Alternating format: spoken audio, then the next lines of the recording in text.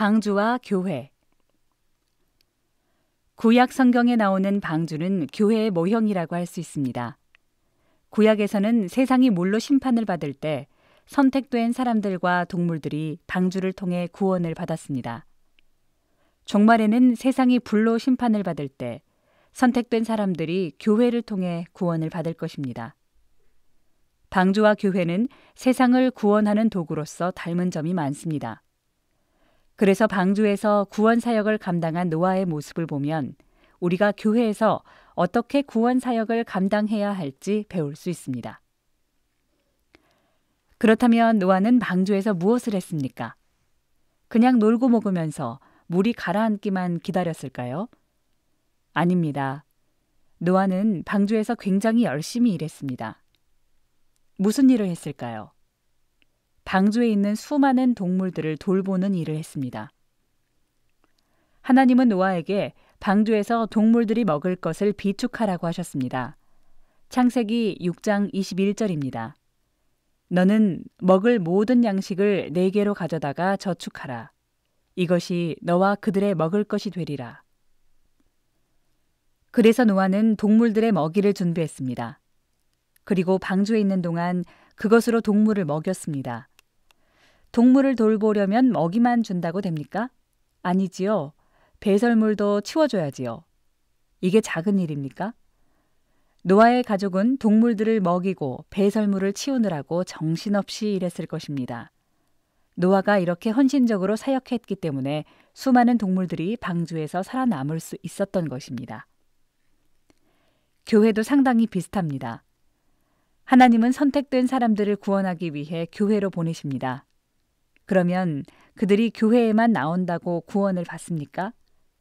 교회에서 생명의 양식을 먹어야지요. 생명의 양식은 하나님의 말씀입니다. 그래서 교회 사역자들은 부지런히 생명의 양식을 성도들에게 먹여야 합니다. 불량식품을 먹여서는 안 됩니다. 정말 좋은 양식을 먹여야 합니다. 교회에는 생명의 양식이 있어야 합니다. 목회자는 하나님의 말씀을 준비하여 성도들에게 먹여야 합니다. 성도들은 하나님의 말씀을 잘 받아 먹어야 합니다. 교회의 모든 직분자들은 하나님의 말씀을 배우고 나누며 건강한 교회를 이루어야 합니다. 교회가 구원의 방주가 되려면 생명의 양식이 늘 공급되어야 하는 것입니다.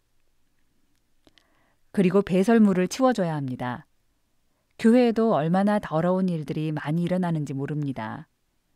어떤 성도는 무례한 언행으로 남에게 상처를 줍니다. 어떤 성도는 다른 성도를 시기하고 미워합니다.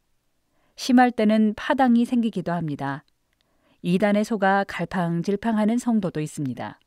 심지어 목사를 미워하며 내쫓으려고 하는 성도도 있습니다. 이런 더러운 모습을 그대로 두면 교회가 더러워지고 성도들의 영혼이 상하게 됩니다. 사람들이 교회에 나오지 않게 됩니다. 교회가 구원의 사명을 감당하지 못하게 되는 것입니다.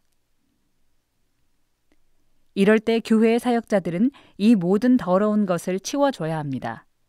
상처받은 성도의 불평불만을 들어주고 위로해줘야 합니다. 악을 행한 성도를 용서하고 포용해줘야 합니다.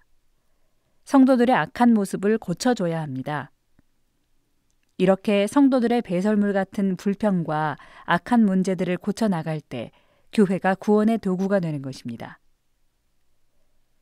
우리 모두가 교회에서 생명의 양식을 먹이고 배설물을 치워주는 귀한 사역자가 되어 우리들의 교회가 정말 세상을 구원하는 주님의 몸된 교회가 될 수 있기 바랍니다.